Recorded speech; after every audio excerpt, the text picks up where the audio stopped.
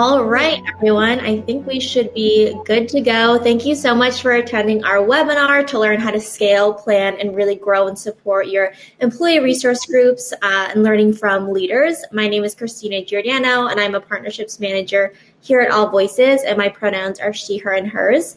To give some context around AllVoices, for anyone who's unfamiliar, we're an always-on employee listening tool really used to ensure a culture of trust, inclusion, and psychological safety at companies around the world. And customers include high-growth companies that really value diversity, equity, and inclusion. And today we're discussing one of my favorite topics, all things employee resource group. So discussing from ideas of inception to goals, compensating leaders, to advocating for funds for programming and measuring all of the amazing initiatives that folks are doing as well and celebrating those. To give some context, ERGs have proven to foster really high employee engagement, an inclusive environment, professional development, business innovation, and higher retention and recruitment efforts. And ERGs are found in 90% of the Fortune 500 companies last year, according to one study. And around a month ago, LinkedIn announced that they were paying each employee resource group leader $10,000 additional dollars to their salary for all of the incredible work that they're doing. And then another piece of research from OC Tanner shows that when folks are really engaged in a purpose and in a community in their environment, like what employee resource groups provide, they are more likely to stay and contribute to the company as well.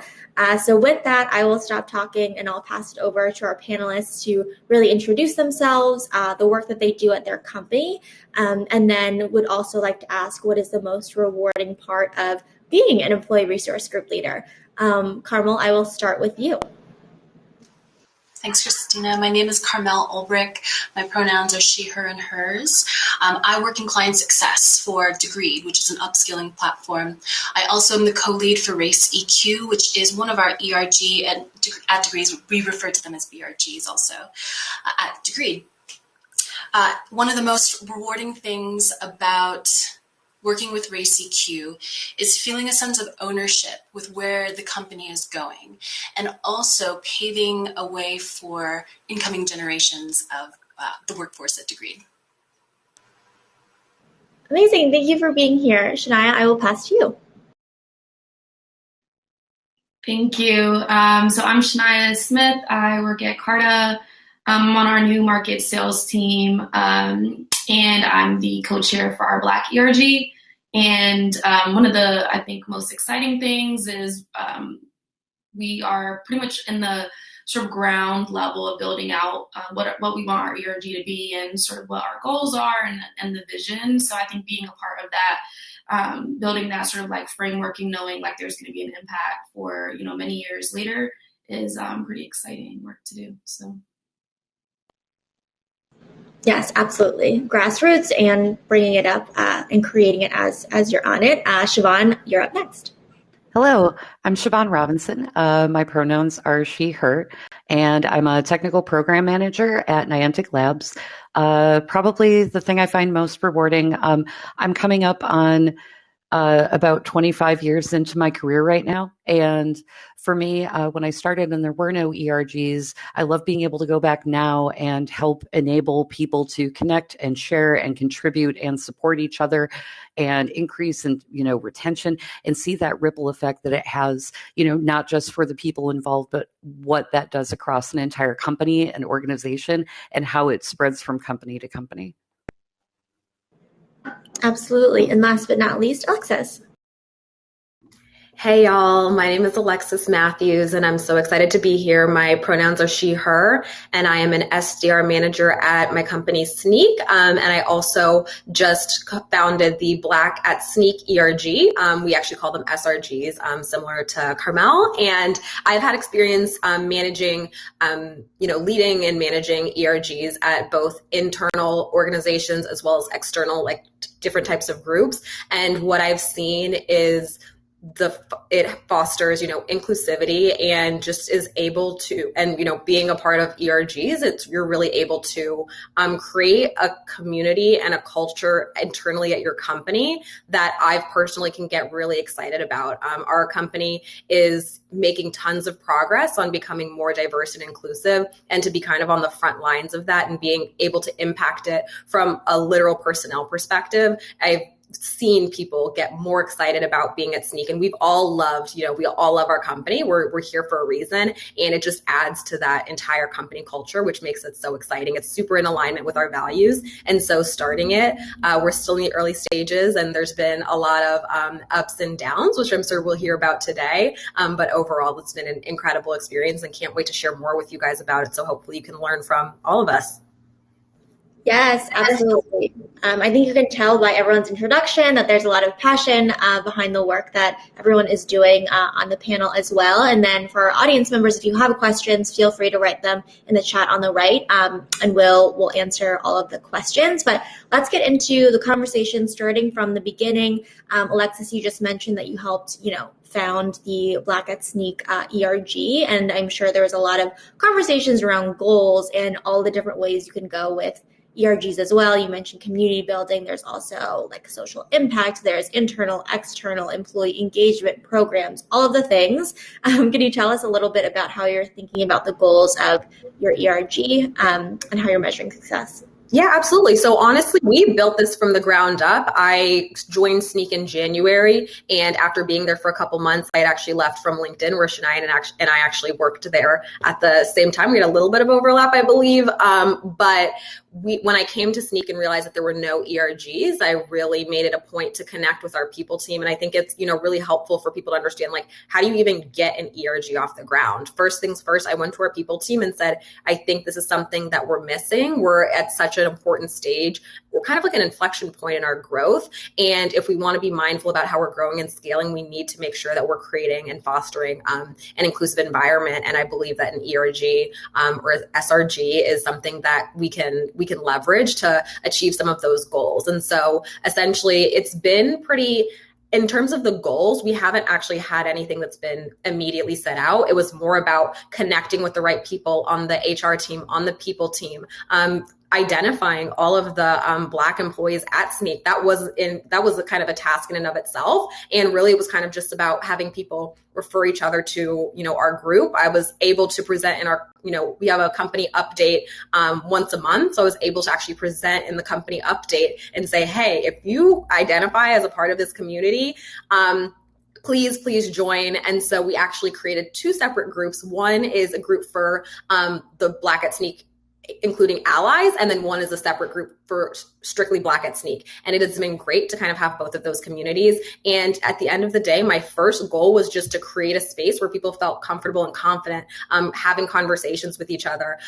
We, have been able to have meetings and just connect. And I think that as we head into Q3, we're going to have some more tangible goals. So I'm actually excited to hear about from, the other panelists about, what are your actual goals, because we're still at the point where we're trying to figure it out and just grow from the ground up.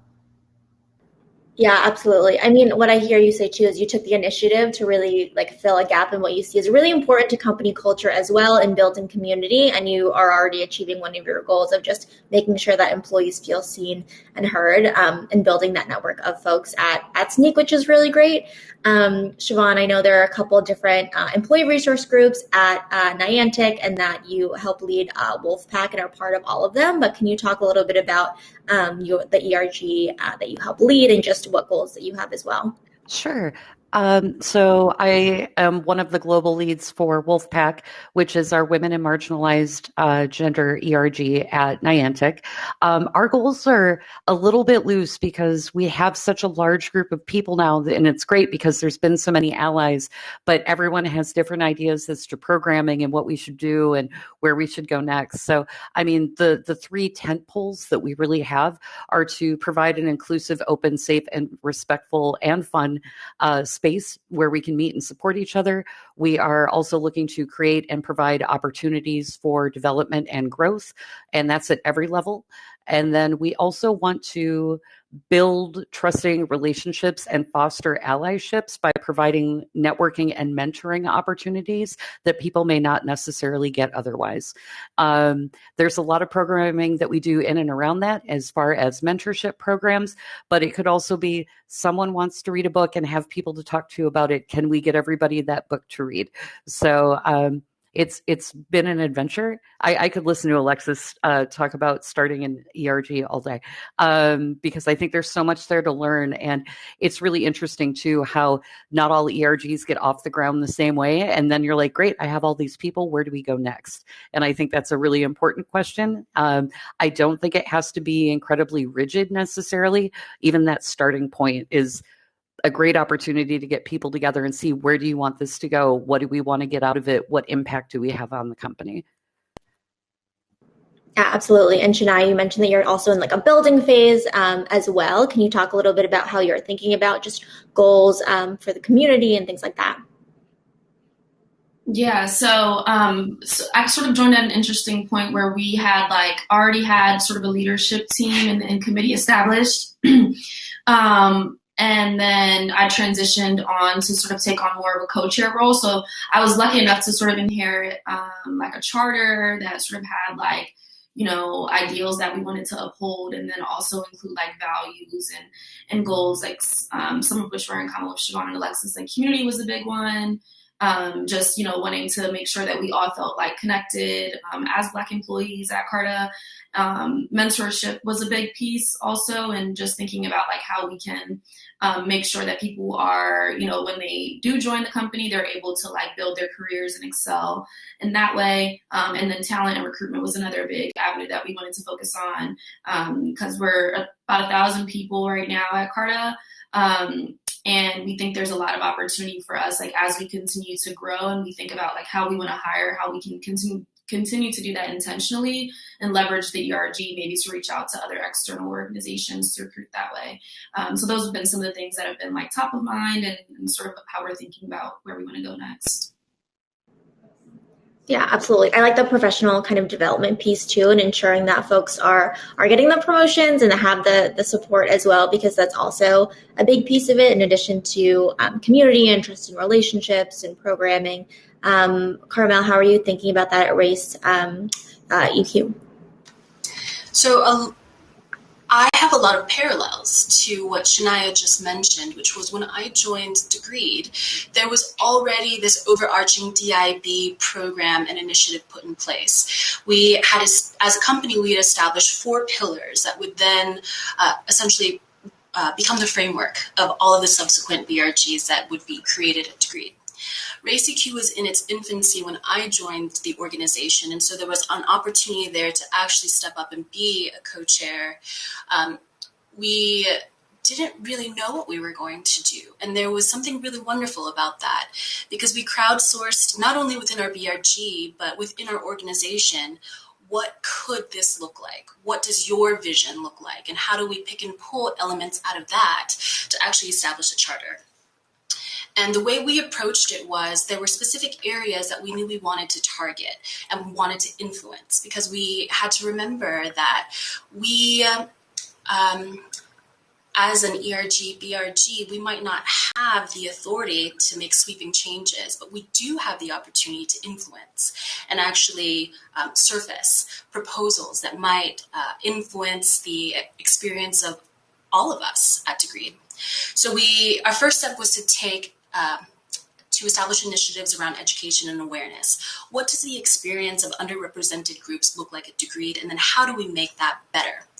And then we took a look at events that would help elaborate more of the initiatives that we were looking to build through storytelling, through human connections.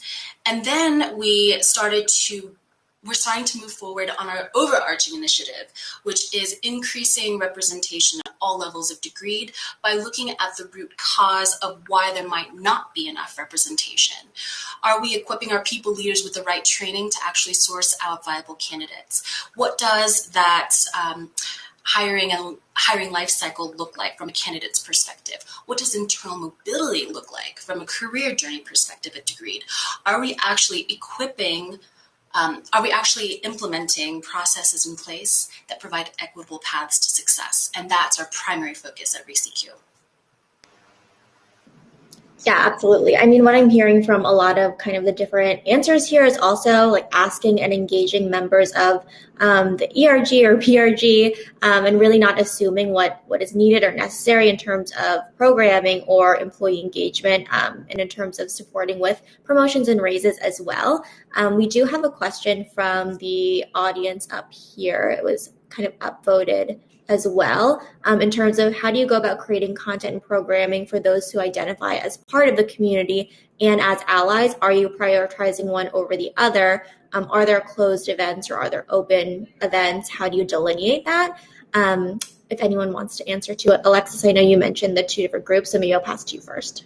Yeah, absolutely. And actually, so as I said, I lead the Black ERG at Snyk, but we do have an ERG now for the LGBTQ community. And I was actually just on a webinar yesterday for LGBTQ allyship in the workplace, where we had an external speaker come in, and this person was talking about, how can we use more like less gendered language and things like that. And we actually did one of those Slido quizzes about, the difference between sex, gender, and sexual orientation. And everyone got involved. We all had to answer these questions. And a lot of them, people would get wrong. I admit I got half of them wrong, but I think it's such a good opportunity to learn as a group. So I do believe that there should be events that are open to essentially the entire the entire Snyk community. And I think at any company, there's a ton of benefit in certain events, especially from an educational perspective. For the Black at Snyk ERG, a couple weeks ago, we had a Juneteenth lunch and learn with one of our members, Chris Broughton. He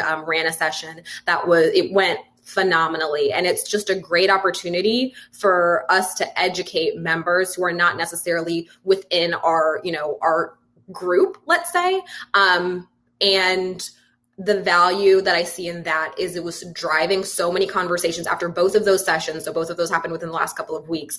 I was looking in different Slack channels and people are engaging and they're saying, hey, this is what I picked up from this, or this is what I learned. Even someone after the session yesterday was like, how can we think about how we're using gendered language? We're opening our offices. Do we have gender neutral bathrooms? And those are the discussions that are coming out of having those larger inclusive sessions. Now, there's also value in having sessions that are more intimate and closed off specifically to the Black community, where people don't necessarily feel comfortable raising issues, more broadly. And so when I hosted our first Black at Snyk meeting that was specifically for our community, we were able to talk about things, there's less than 20 individuals in our group, and Snyk is growing really, really, really quickly. So we were talking about things about, what has your experience been? Some of the Black employees have been here for 2 years. Snyk is only 5 years old. We're a 500-person company. Some people have been here for less than 2 years. I've only been at Snyk for 6 months. People have ranged and they've had very, very differing experiences. Some people are later in their careers and they've never been a part of an ERG. Some people are earlier in their careers and they've been a part of multiple ERGs. So it was just a way for us to all kind of level set and figure out what exactly do we want to get out of this? What do we want to learn from this? How do we want to support each other? If something happens, I want it to be an open community where people don't feel pressured to kind of conceal different parts of themselves. Being a Black employee, there's a lot of things that go into it, including things like code switching and feeling uncomfortable necessarily bringing your entire self to work. And so there's situations where I believe that it's much more beneficial to have not that pressure of feeling like you have to conform to the larger group. And so that's how I kind of determine what types of sessions are going to be most valuable. And I did see another question of how people felt on the HR team about us having a separate group. That's not necessarily open to the entire Snyk public. And, what I'll say about that is everyone at Snyk is able to create a Slack channel for whatever reason that they want.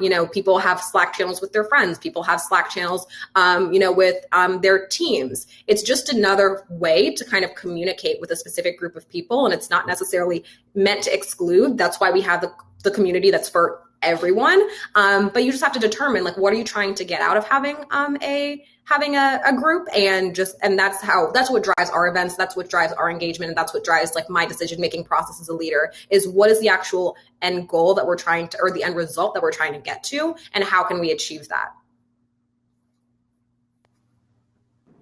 Absolutely. I think it comes down to intentionality as well. And the answer is you have to hold both spaces and be very, again, meaningful about how you do that as well, and who the event is really for and who it's benefiting to.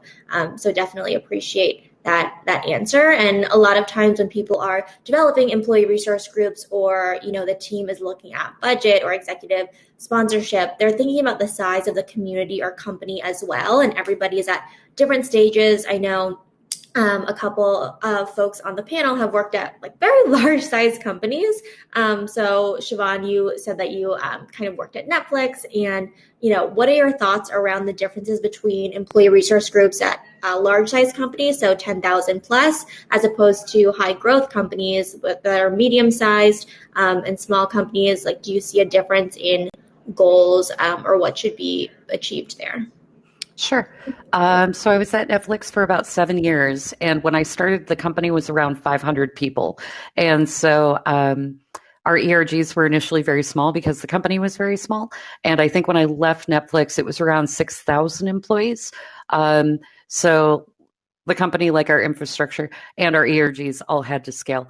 I think that there are definitely, as an ERG grows, I think that there are some core tenets that remain consistent across the growth of that ERG. But I do think that over time, for me, one thing I had to realize was I needed help, and I needed more help than I thought I did, and I needed to learn how to ask for help.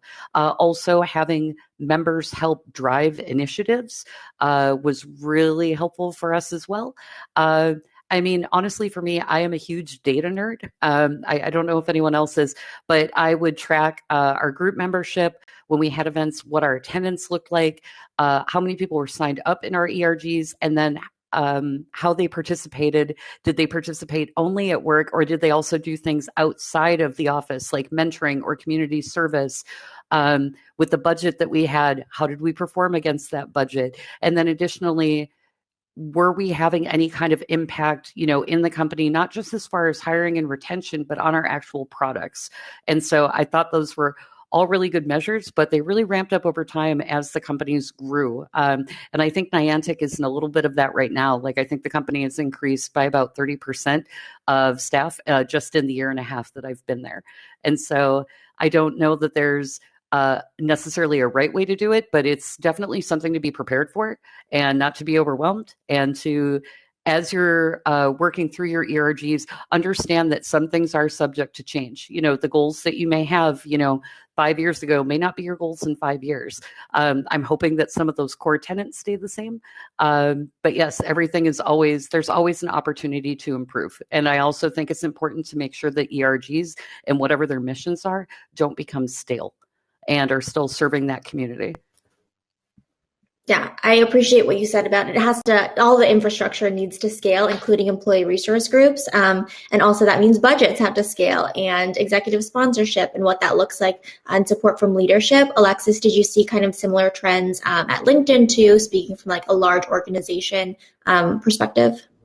Yeah, the benefits, I think, of actually working at a company like LinkedIn and seeing how a fully fledged ERG is run is that it gives you like so many points, so many starting points to understand like what are the actual goals. So I actually, in my leadership position at LinkedIn, was a manager or led the Black inclusion group specifically out of Chicago. And so we had 4 different co-leads, and one person was responsible for hiring and growing the Black community at LinkedIn. One group was responsible for retention of Black employees. One group was involved in community impact, and just having those different goals is, it was amazing because it gave everyone kind of a little bit of a focus so that we could have the maximum impact in each area. And so it was really, really great to have such a large community where you could really break things down. I've always been a huge fan of hiring and growing. So that was the vertical that I led, because it's super important to me to grow minority underrepresented populations at these large tech corporations. I see that there's a huge value in having more diversity. And so from a recruitment perspective, I did work really closely with our recruiting team on how are we making sure that our recruitment practices are inclusive? How are we making sure that we're not trying to actively screen out employees and actually screen people in, and making sure that we're not trying to hire for culture fit, but trying to hire for culture add. There's so many different themes and topics that can kind of come about. And I was able to take that and kind of transfer it to Snyk. So actually one tangible thing that we are starting to do at Snyk is when we have people who are of underrepresented communities who are interviewing, and if we're aware of that for whatever reason, we're giving them the opportunity to speak with one of our ERG leads and speak with someone who's at the ERG. So I actually interviewed a young woman this morning who is she identifies as a member of the Black community, and she's interviewing for an SDR position. And it's just really amazing to be able to showcase to prospective employees that we're super invested in creating an inclusive culture, and just driving that from the very beginning, and making sure that people know if you come into our company, even if you might be in the minority, you're going to be welcomed, you're going to be included, and you're going to have a space where you can be yourself. And it's honestly, I think, we've only had this ERG for a couple of months, but I believe it's going to really positively contribute to our recruitment practices, and it really enable us to grow the Black community at Snyk. Because I even said this in the company update, that was my entire goal. My only goal is not my only goal, but one of my main goals is how can we grow the population of different underrepresented communities at our organization. Because I think just like diversity of thought is so incredibly important as we kind of scale, and being able to support that from an ERG perspective is just really phenomenal. And so it's even something as small as giving someone the opportunity to have a conversation with someone who they can look up to, identify with, and relate to on a more personal level, just really contributes to a positive company culture. Absolutely. And that's the first interaction that a potential employee has with a company, is in the candidate experience, who they interview with, and the kind of interactions they have, and what community opportunities are available. I know in the chat we have a lot of kind of logistical questions about really launching employee resource groups, advocating for important things like budget, and having kind of leaders recognize the company, the values as well behind ERG. So I want to ask first, in terms of budget, in terms of funds, how did you determine them? How did you determine the numbers? And do you have executive sponsorship? And I'll pass this first to Carmel. So I'll start with the executive sponsorship. Yes, and this relationship grew organically, just as our BRG was forming. Our executive sponsor is Janice Burns, who is a phenomenal woman. If you don't know her already, she's a thought leader in the DEI space, and we are so honored to have her be our executive sponsor. Her role is primarily as an advisor role, and also to help continue to surface any messages that might need to be communicated to the X team. And she also, because of her experience and the tenure of her career, she's a very esteemed career, she can also impart on us any wisdom that she has gained simply by being a Black woman in the corporate space.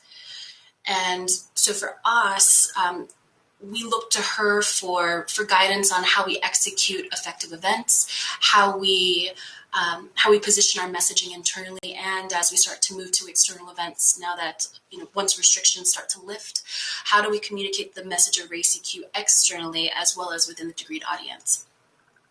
Budget. So budget was really interesting because we weren't really given firm guidelines on what that budget could look like. We had a blank slate when it came to the first few events and expenses that our BRG incurred. And so we essentially used that as a benchmark to then create this annual budget based on quarterly events, swag, as well as other ancillary expenses that would come up. So things like shipment, things like guest speakers, things like podcast materials. That was something that we were interested in getting off the ground. And then putting together a proposal to show potential business value. Could the execution of these events and the expenses that we would incur from them actually produce an ROI, and what could that look like? And so it was a really great exercise for us in business strategy, strategic planning, as part of our ERG exercise, not only as co-leads, but we invited every member of our RaceEQ BRG to participate because it was all about ownership. We didn't want, and this is really important, Chris Gunn, who is my co-chair at RaceEQ, we don't believe that any change should fall on a single person's shoulders. So we wanted to include and invite as many people into the fold as possible, because for us at RaceEQ, it's about building this together. And so things like insight into budget, insight into events, everything is crowdsourced by our BRG and the allies within our RaceEQ Slack channel. To someone's point earlier, we have a private Slack channel just for RaceEQ, and then we have an overarching RaceEQ general Slack channel. And I think that's really important to have the private closed group for all things functional to RaceEQ logistics and operations, and then everything else RaceEQ that also includes our allies.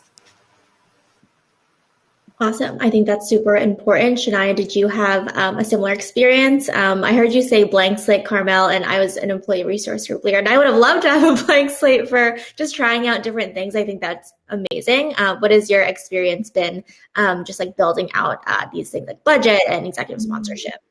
Yeah, so we're pretty much actually actively in the process of finalizing now. So we do have an executive sponsor. So he's been super helpful just with giving us like feedback, being sort of like a sounding board for, different ideas that we have that we want to implement for the remainder of 2021.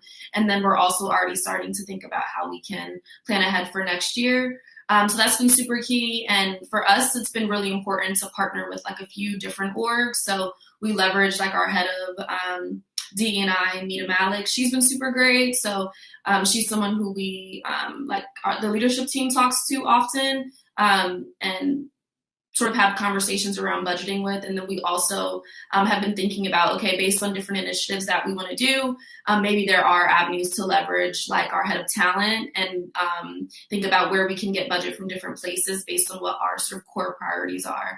But I think all in all, sort of what Carmel was saying as well, they didn't really say like, okay, here's how much you have. It was more so like, tell us what you want to do.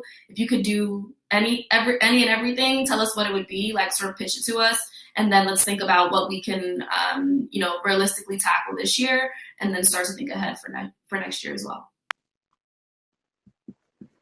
I think that definitely makes sense in terms of budgeting. Alexis, what kind of experience have you had in terms of creating that budget as well? Yeah, so from a budget perspective, essentially, so our executive sponsorship, at first it was through the people teams, or head of people. And then we actually hired a head of social impact at Snyk. And so I've actually been working with him incredibly closely. He's worked at some of like the largest technology organizations and helped them to have a better social impact as a company. And so he's been able to give us so many ideas about ways that we can get creatively involved in different events that are actually really closely aligned to our business objectives. So for example, we are having SneakCon, I believe in October, which is going to be a huge conference for, just developers, programmers, and people in the application security space. And so typically, I think last year we had over 1,000 attendees. This year we're going to have we're planning to about double that, which is really exciting. And one of the days, essentially, our head of social impact and I discussed like having Black at Snyk sponsor an event. So potentially for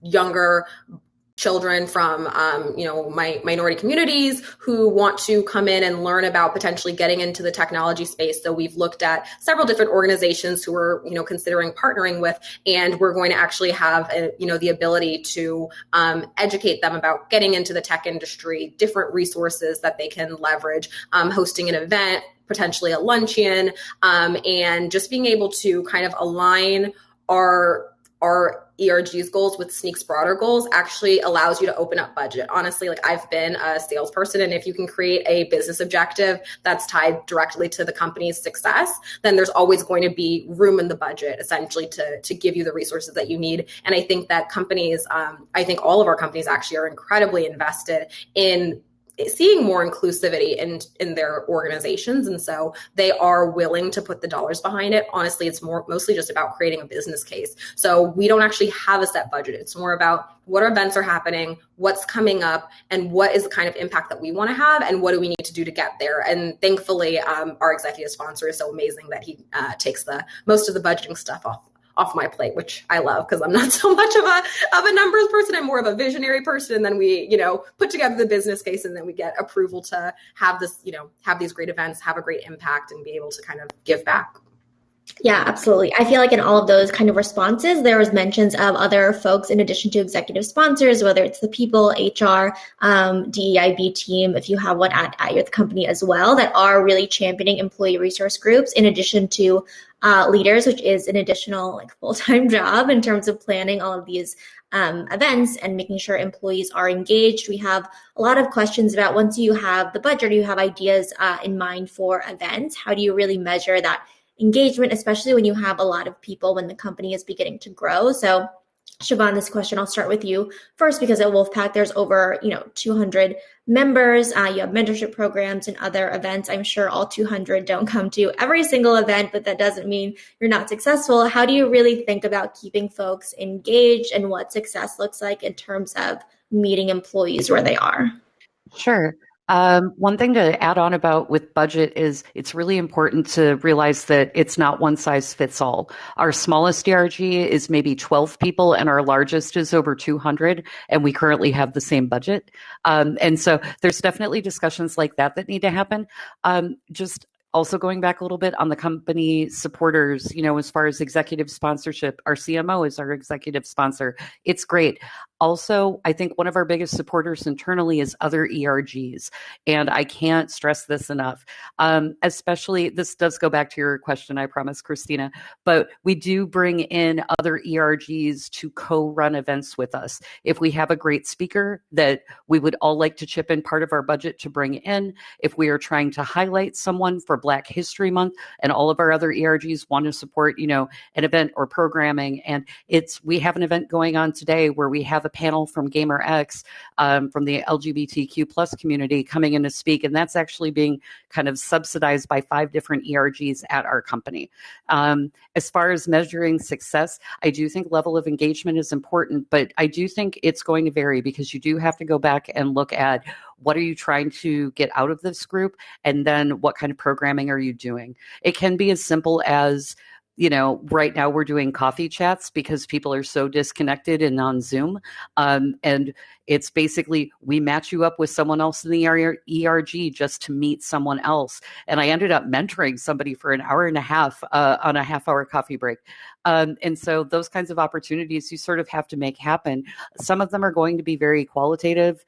Some are going to be very quantitative. And so I think it's more a matter of, as you start doing this programming, you will get a sense of what is working and what isn't.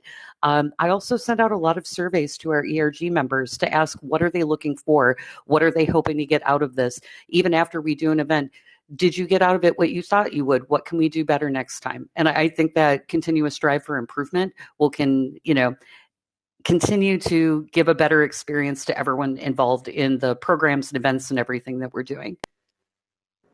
Yeah, and asking for that feedback. And the only way to know if you are kind of meeting folks where they are and if they're enjoying the kind of everything that you're putting into this is asking and not assuming as well.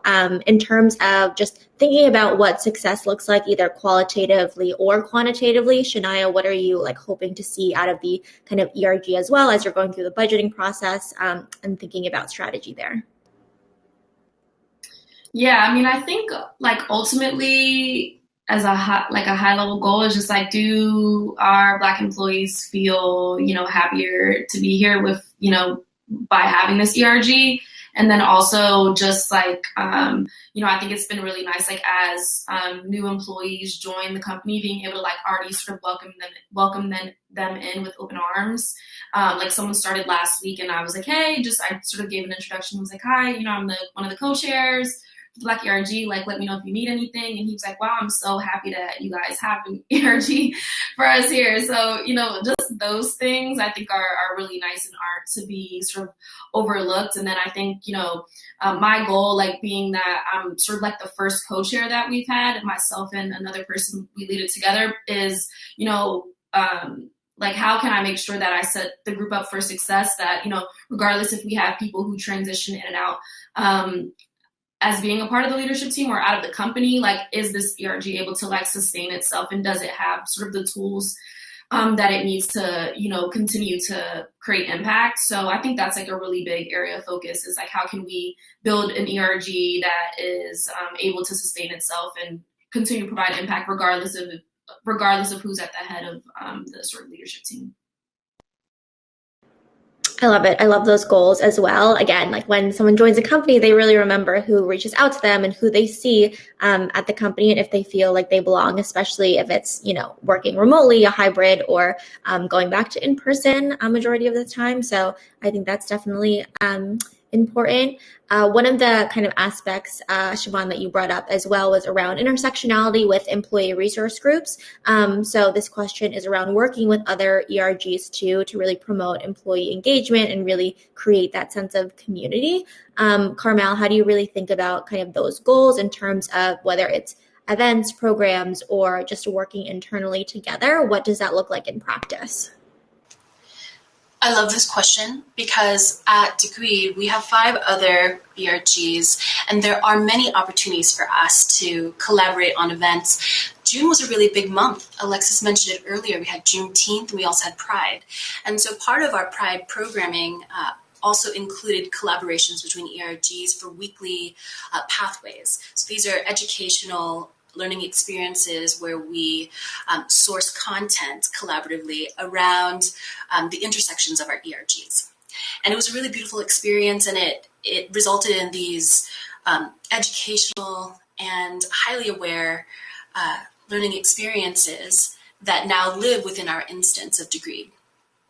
We also have other areas of overlap when we have internal panels, where we can invite other other members of ERGs to speak on behalf of topics that we might overlap. The Out at Degree ERG is one that comes to mind because we have shared members between our ERGs. And so it has this wonderful effect on engagement, and then it also organically creates this additional layer of inclusivity within Degree. And so members can feel like they can join a number of ERGs and reap the benefits of those communities, and then continue to spread those outwardly within Degree. Yeah, absolutely. I think that's so important. There's a lot of collaboration happening as well. Alexis, what are your kind of thoughts around intersectional events, or just like, is everybody coming to you just with questions around how you started the employee resource group as well? Yeah, so honestly, when I was given the kind of like platform to share about launching the first ERG at Snyk, one of the things that I said was my main goal and motivation for starting the Black at Snyk ERG is so that other people can stand up and kind of like start their own ERGs. Like my main goal was to make Snyk into a holistically more inclusive company. So I raised my hand and said, hey, we need a community for, the Black employees at Snyk. And then the trickle down effect, there was an ERG created for the women at Snyk, and then there was an ERG created for the LGBTQ community at Snyk. And it's just been so phenomenal to see. And yes, people have reached out to me to learn about how Black at Snyk kind of got kicked off, but we're still in the early phases. And, I work at more of a, my company's growth stage, but we're still very, very startup mode. And that's how the ERGs feel as well. We're all very startup mode. We're all kind of like gritty, just learning what's working well, learning what's not working well, learning how we want to engage with the members of our ERGs. And I'm taking most of my input on how to run the community from them. It's mostly about what are they looking for. And, I've encouraged all of the other SRG leaders to kind of do the same. And so, like I mentioned, we at Snyk, we are very, very good at putting on like large company-wide events. Like I mentioned about the LGBTQ event that just happened yesterday. And so those are our main goals, are how can we just cross over and like educate each other, just so we're all more, mindful, all more aware. And it was just so encouraging to me to see, Snyk is a great company in terms of participation. So when someone hears about, hey, I can be an ally in this way, or hey, I can learn about this different community, everyone is always raising their hands and looking to learn more. And that's why I love the company so much. And it kind of trickles down into the ERGs as well, where we're all learning from each other. We're all working together. We're all working towards the same goal. And that kind of like level of collaboration has been incredibly important and impactful. And that's why working with the head of social impact has really kind of, helped that as well. So I work very, very closely with the head of the Women at Snyk ERG, and she's phenomenal. I've learned a ton from her. And so like I mentioned, our entire goal is just how can we holistically make Snyk into a more inclusive community? How can we work cross-functionally with these ERGs/SRGs, and just empower our members to have a better experience overall. And so at the end of the day, if we're empowering our members with whatever community they identify with, if we're empowering, I don't want to say non-members, but allies, if we're empowering allies to, better educate themselves and having events, like then essentially at this point, I feel like we're doing our job. And so that's been incredibly exciting. No, absolutely. And in terms of empowering employees and all of the kind of work that you're doing here, you want to be empowered by the company, not only through a budget, not only through executive sponsorship, but also in terms of finances. We should definitely talk about paying employee resource group leaders and really what that looks like as well, since it is an additional job. And as we've been talking about, it relates to retention, recruitment, business innovation, the product, employee engagement, so many different aspects. So Carmel, I'll pass this question to you first in terms of how are you thinking about compensating employee resource group leaders, and what does that process really look like? I love this question because it's extremely important, because if you're part of an ERG, if you're a co-lead, then you're doing this work off of the side of your desk. This is in excess of what your primary paid role is. And it's long hours, and it can feel very daunting at times. It could feel like you're not making any progress. It could feel like nobody feels like it is as important as you might think it is. And so we hear about the rates of burnout across any DEI practitioner. So this work is really important, but it is incredibly draining. And so compensation is one way that we can approach recognition and any sort of gratitude for the work that these practitioners are putting in. I applaud organizations like LinkedIn for taking that first step and saying, we're going to pay $10,000 a year. I think that was the rate, because somebody had to do it. Someone had to step up and say, we recognize this work, we recognize that this should be paid work, and we recognize that this affects our bottom line. So at Degreed, I have the honor, or I've raised my hand to take a first stab at what a proposal could look like for our ERG leads and even our subsequent members, because I think membership plays a part in influencing what the future of Degreed looks like. And so you should be compensated and recognized for that work. Whether it's a compensation, whether it is something in the form of a bump in equity, or if it is some sort of gift or something like that, we're looking at what that structure could look like that could actually tie the work that we're doing to some of the business outcomes that might actually affect the bottom line, and what does a fair compensation structure look like. So we're in the early stages of it. I've amassed different resources that will help inform me what that structure could look like at Degreed, and then we'll pitch it to the X team, and hopefully something will stick. Absolutely. I have a feeling something will stick in terms of fair compensation as well. Shivaun, how are you thinking about this at Niantic? Are ERG leaders compensated in any way, whether it's a bump in salary or otherwise? Sure. Not at this time. I think something that's important to remember is that LinkedIn is going to be paying ERG leads X amount, but they're a company of over 10,000 people, and we're significantly smaller. We are currently looking into other ways to recognize and lift up our ERG leaders. We don't have anything finalized just yet. I do want to bring up when we had the pre-call regarding this, until LinkedIn made that announcement, it had honestly never occurred to me, because this is something I've been doing for so long. And it's just, hello, I'm interviewing at your company. Do you have anyone I could meet with like me? And they would say no. And I would say that is a problem. And then let me help and try and fix that and make it better for everyone who has, everyone coming in after me. And I felt just stunned by that, because it was something I was taking on, with my additional responsibilities on top of the job that I'm actually titled and paid for. And I never went back and thought about it. And I think it's even great that we're even having this discussion now. Currently, Niantic does not have anything set, but there is absolutely discussion around it at this point. We're also trying to figure out what that would look like and for whom. And we're working it out as we go along, and we'll see what works. Absolutely. It's definitely a relevant conversation to be had as well. And I think it's super important. So thank you all for providing your thoughts around that and for compensating and celebrating all the work that leaders are doing. We have a lot of questions in the chat, and I feel like we can continue on our webinar for an additional hour, but I know everyone has more and more meetings, virtual meetings. But I want to ask a final closing question, and this is for everybody. So it's two-pronged. One, what advice do you have for ERG leaders? So whether they're just starting out and creating an employee resource group, or they're restructuring what it really looks like at their company. And two, what advice do you have for companies to really support, uplift, and scale ERGs, whether that's for leaders themselves or groups overall? So I will pass this question to Shania first.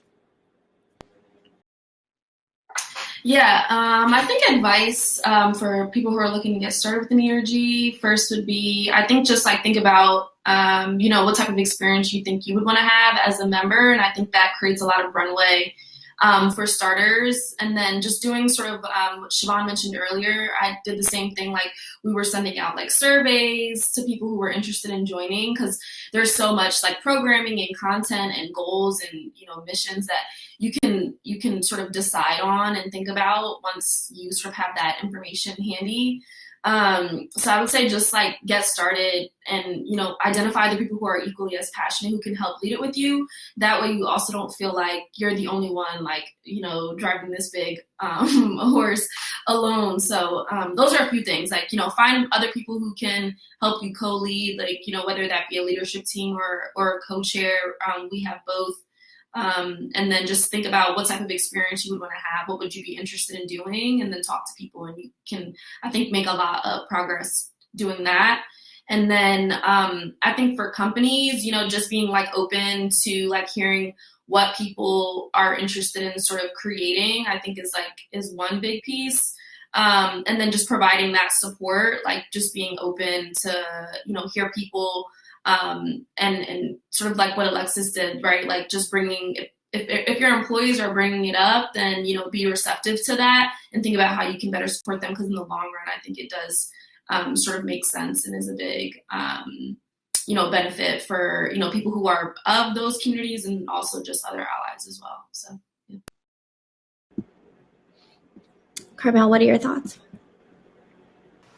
I think I alluded to it in an earlier response. There's a huge amount of resilience that will serve you in this role, because it is additional responsibility. And with it comes this emotional tax that I don't think we recognize as often as we should. I think as an ERG lead, giving yourself the space to reset and also fill up your cup, I think is really important. And also establishing boundaries, and then also having a good support system personally, but also professionally. So for me, that is my RaceEQ core functioning group. And it's one of the meetings that I look forward to every 2 weeks when I get to meet with them. And then I have a separate call with my RaceEQ co-lead weekly that has been a saving grace through a lot of our our programming and a lot of our growing pains as an ERG. From a company perspective, I think is building and forging those relationships with as many leaders as possible, even those that might not necessarily align with your own views or the focus of your ERG. It's really important to cast a wider net when it comes to the audience that you serve. And I think that will only benefit you as an ERG lead, and really support any of the initiatives that you're looking to drive. I love it. Personal, just community, and also professional community. You're not in it alone. Alexis, what are your parting words of advice? Yeah, my parting words of advice for someone who's trying to take over an ERG or start an ERG is don't be afraid to just start doing something.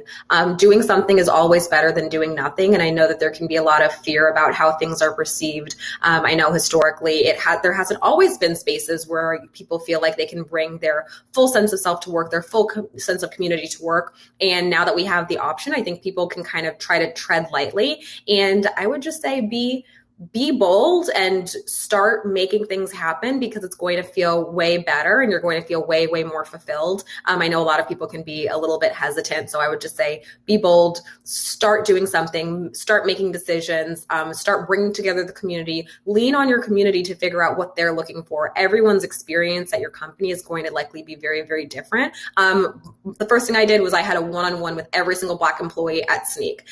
Didn't take too long. There's not too many of us, but that really helped me inform how I wanted to run the organization. And I wouldn't have changed a thing about that.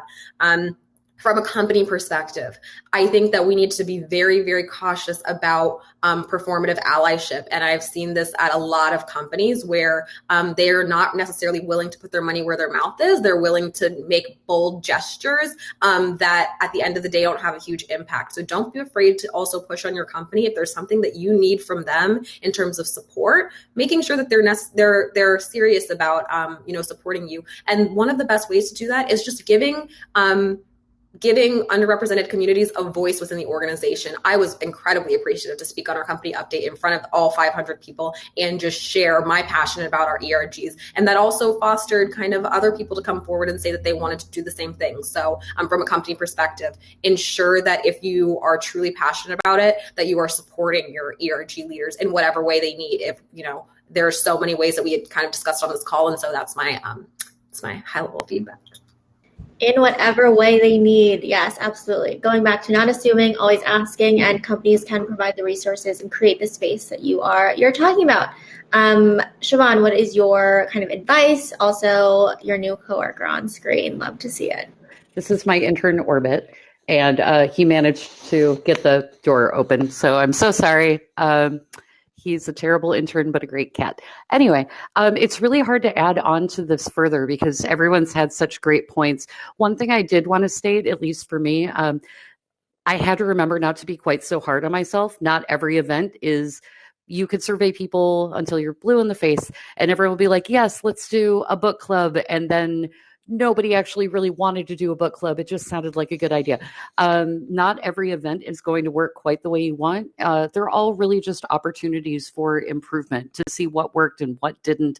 And I do think I think with an ERG, it can be a little terrifying in a sense because you don't want to fail. You don't want to reflect poorly. You want your group to succeed.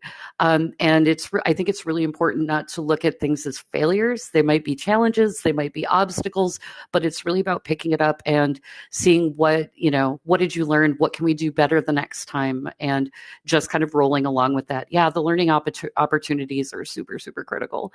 That's probably the biggest one that I have.